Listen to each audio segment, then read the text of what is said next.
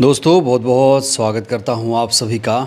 9 अप्रैल से देश के 5 राज्यों में विधानसभा का चुनाव होने जा रहा है, लेकिन बंगाल को लेकर जो खबर सामने आ रही है उसने देश को हैरान कर दिया। एसआईआर के बाद बंगाल में 60 लाख वोटर्स के नाम मतदाता सूची से हटा दिए गए और इस बीच इस पूरे मामले पर चुनाव आयोग की सड़क से सुप्रीम कोर्ट तक किरकिरी हो रही है। सुप्रीम कोर्ट ने वोट अधिकार को लेकर एक बहुत बड़ा आदेश दिया है। देश की सबसे बड़ी अदालत सुप्रीम कोर्ट ने साफ तौर से कहा है कि जो भी इस देश का नागरिक है उसे वोट का अधिकार मिलेगा।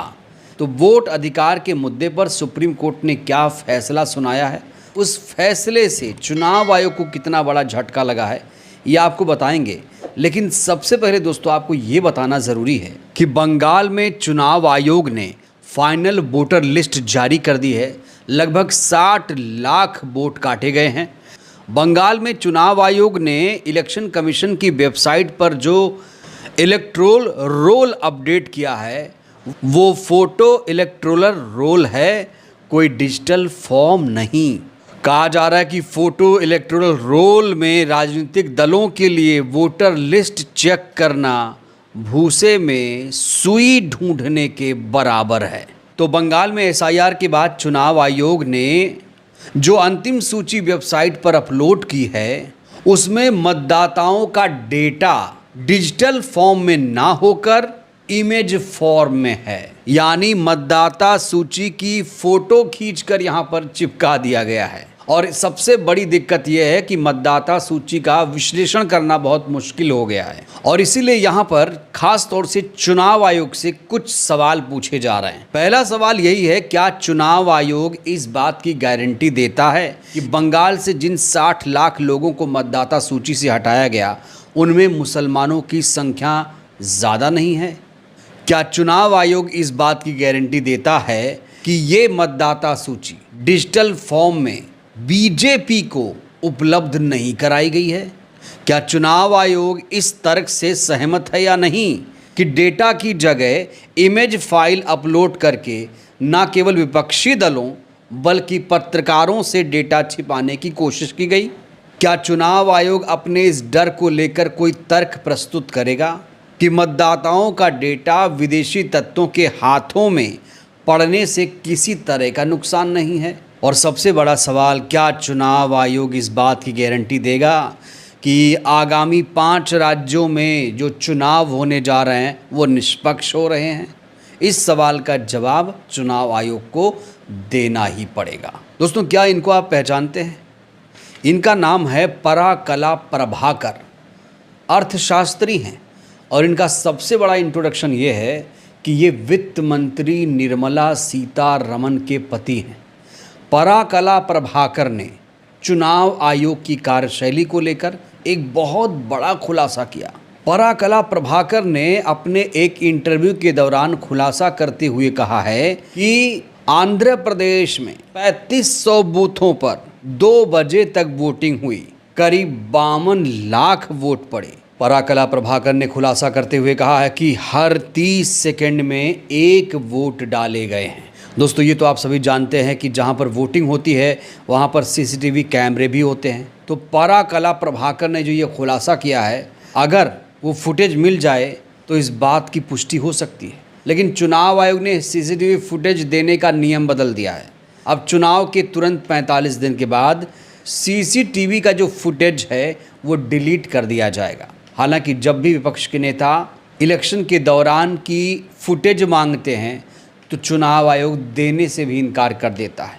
और बड़ा सवाल ये है कि पराकला प्रभाकर ने इतनी देर के बाद ये खुलासा क्यों किया? That BJP has Mahila Morcha, Minority Morcha, Kisan Morcha, Yuva Morcha, this Morcha and that Morcha. Now it also has an election Morcha. The Election Commission of India has become an election Morcha of the BJP. कहने को तो पराकला प्रभाकर वित्त मंत्री निर्मला सीतारमण की पति हैं, तो जब इस सरकार में भ्रष्टाचार है, चुनाव आयोग मैनेज हो चुका है, ये कह रहे हैं कि इलेक्शन कमीशन ऑफ इंडिया अब इलेक्शन मोर्चा ऑफ बीजेपी बन चुका है, तो तो जो सिस्टम में ऐसी खामियां हैं तो फिर अपनी पत्नी निर्मला सीतारमण से ये क्यों नहीं कहते हैं कि ये सरकार भ्रष्ट है, ये सरकार सही तरीके से काम नहीं करती है, चोरी से बनी हुई सरकार है, इस्तीफा दे दो। पराकला प्रभाकर ऐसा क्यों नहीं करते? और सबसे बड़ा सवाल चुनाव आयोग से, चुनाव आयोग पराकला प्रभाकर के सवालों का जवाब क्यों नहीं दे रहा है? और अगर पराकला प्रभाकर झूठ बोल रहे हैं तो फिर उन्हें सज़ा क्यों नहीं दे रहा है? ये कई बुनियादी सवाल हैं जो जनता जानना चाहती है। अब दोस्तों बात करते हैं सुप्रीम कोर्ट के उस फैसले पर जिसमें सुप्रीम कोर्ट ने कोशिश शुरू की है कि वोट का अधिकार खत्म ना हो, किसी भी कीमत पर वोट का अधिकार किसी का खत्म ना हो, क्योंकि इस देश के हर नागरिक को एक वोट का अधिकार है। सबसे बड़ा हथियार है एक वोट का अधिकार। तो सबसे पहले इस बिग ब्रेकिंग को देखिए। वोट अधिकार पर सुप्रीम कोर्ट सख्त, हटाए गए मतदाताओं को कारण बताना होगा। जिन मतदाताओं के नाम हटाए गए हैं, चुनाव आयोग ने अभी तक कारण नहीं बताया। पूरा मामला जब सुप्रीम कोर्ट में पहुंचा तब चुनाव आयोग के हाथ पैर फूले।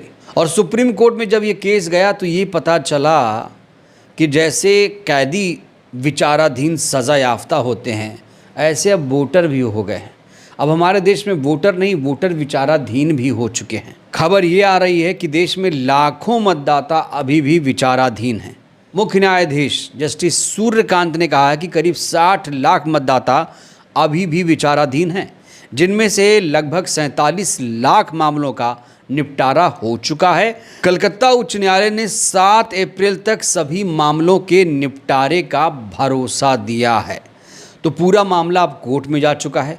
60 लाख लोगों के नाम काटे गए हैं दोस्तों, और ये संख्या बहुत बड़ी संख्या है। कई शहर ऐसे होते हैं जहां पर 5 लाख भी लोग नहीं हैं, और सोचिए 60 लाख लोगों के नाम अगर काट दिए गए हैं तो फिर ये कितनी बड़ी त्रासदी है लोकतंत्र के लिए। पहले दोस्तों ऐसा नहीं होता था। पहले का जो चुनाव आयोग था वो देश के हर नागरिकों का वोटर आईडी, मतदाता पहचान पत्र बड़ी ही जिम्मेदारी के साथ बनाता था।